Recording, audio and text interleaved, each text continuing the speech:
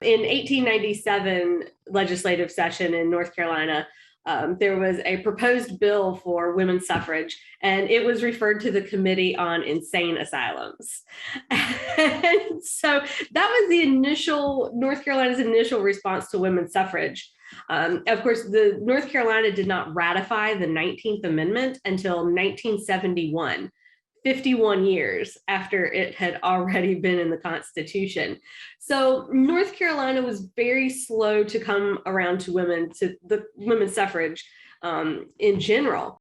Legislation that was passed very quickly after suffrage that positively influenced women and children, but at least as far, is in the South.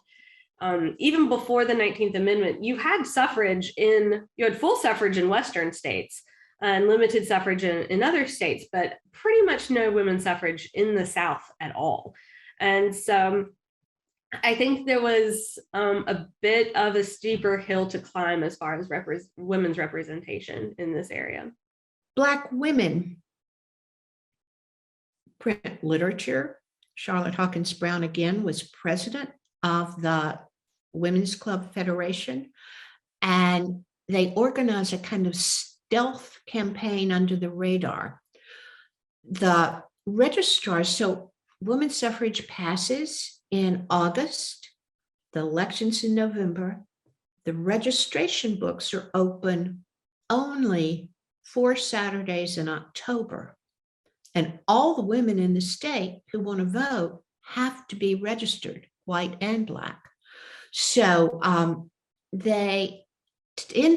Black women were organizing themselves to come out the second Saturday of the month, and people were stunned. There had been no provision for that among the white Democrats to keep them from doing that. So because their campaign had been under the radar. In Asheville, the newspaper said, I've got another quote, "The sudden appearance of Negro women at polling places came as a great surprise to the Democrats."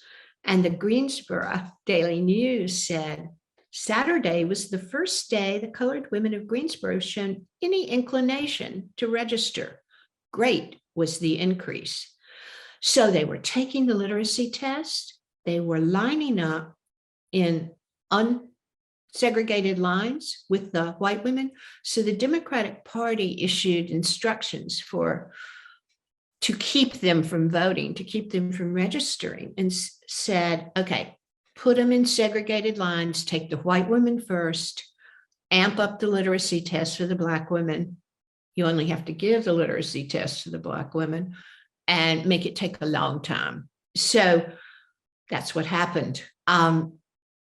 Despite that, in Greensboro, 1,735 women registered, and 94 of them were Black women.